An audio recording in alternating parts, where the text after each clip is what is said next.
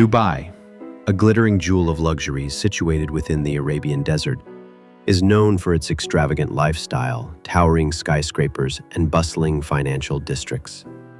But beneath the glittering facade lies an intriguing, darker narrative. A growing number of Chinese scam hubs have quietly moved their operations to Dubai, turning this modern metropolis into an unlikely epicenter for global cybercrime. This story delves into the hidden world behind Dubai's shimmering skyline, uncovering why the city has become a magnet for these elusive scammers.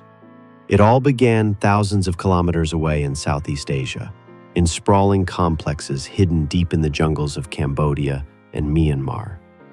These scam operations thrived on deception, leveraging the desperation of vulnerable individuals looking for quick fortunes or love online.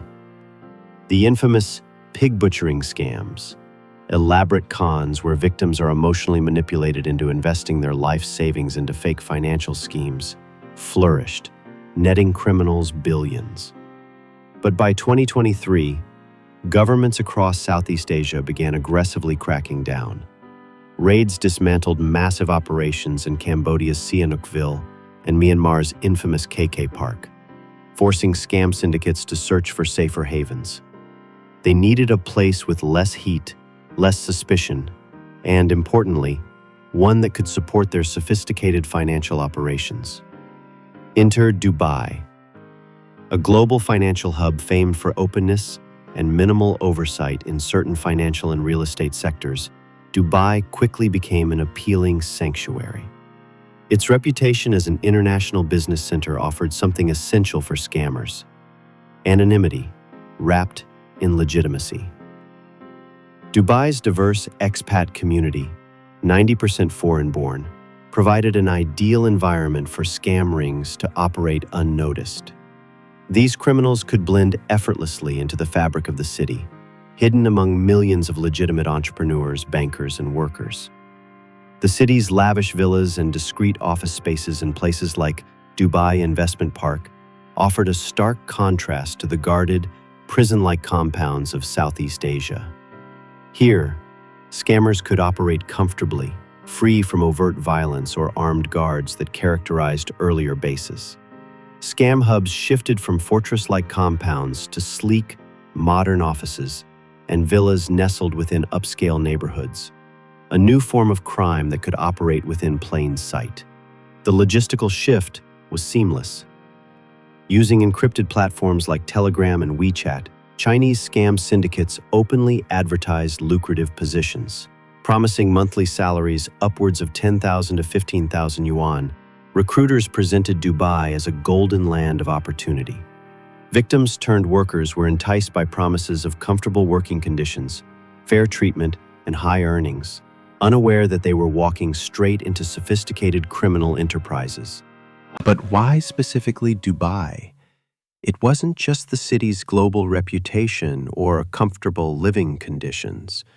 The real draw was Dubai's financial infrastructure, perfect for sophisticated, large-scale financial scams.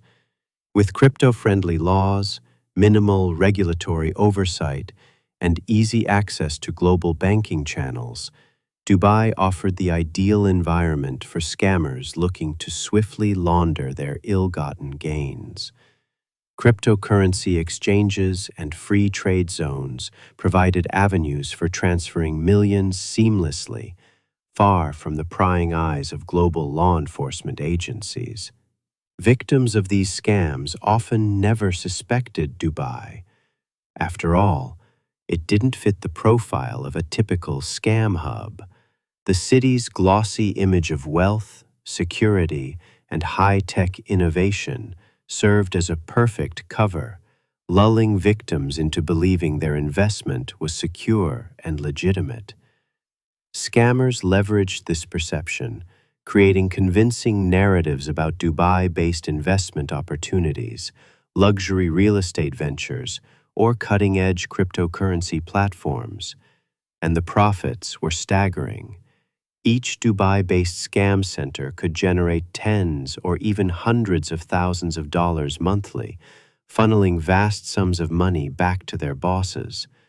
Workers were incentivized through structured commission tiers, meticulously designed to maximize their extraction from victims. The elaborate web of operations was underpinned by psychological manipulation, well-scripted dialogues, and highly professional presentations. The human stories behind these scams are chilling. Victims from across the globe, desperate for companionship or financial stability, were methodically groomed and emotionally manipulated. Many lost their entire life savings, leaving them devastated and financially ruined. Despite international outcry and increased awareness, scammers continued to evolve, always staying one step ahead. Ironically, conditions for scam workers themselves improved in Dubai compared to Southeast Asian operations. Reports emerged of less overt physical violence and threats, replaced instead by psychological coercion and financial dependency. Workers, often initially deceived into these roles, found themselves trapped by contracts, debt, or fear of deportation, conditions that ensured their silence and compliance. Meanwhile, Dubai's law enforcement struggled to keep pace. Despite public commitments to combating crime and corruption, the scale and sophistication of these operations often exceeded local capabilities.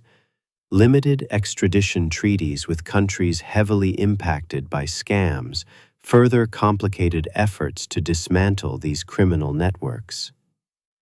Dubai's global business model, reliant on openness and minimal regulatory friction, inadvertently facilitated these scam operations, creating a perfect storm. This combination of factors, global connectivity, financial sophistication, workforce anonymity, and regulatory leniency, made Dubai an unparalleled destination for scam syndicates. As a result, the city has quietly become the newest, most luxurious home for a criminal industry thriving on deception. As Dubai continues to rise on the global stage, attracting legitimate business and tourism, it also faces an internal reckoning. Will the city tighten its regulatory frameworks and financial oversight to purge itself of these criminal enterprises? Or will its allure as a global financial hub remain inseparable from the darker elements that exploit its openness? The story of Dubai's transformation into a hub for global scams is a cautionary tale, exposing the shadow side of globalization and technology. Beneath the gleaming skyscrapers and luxurious lifestyles lies a hidden world of deception, manipulation, and exploitation.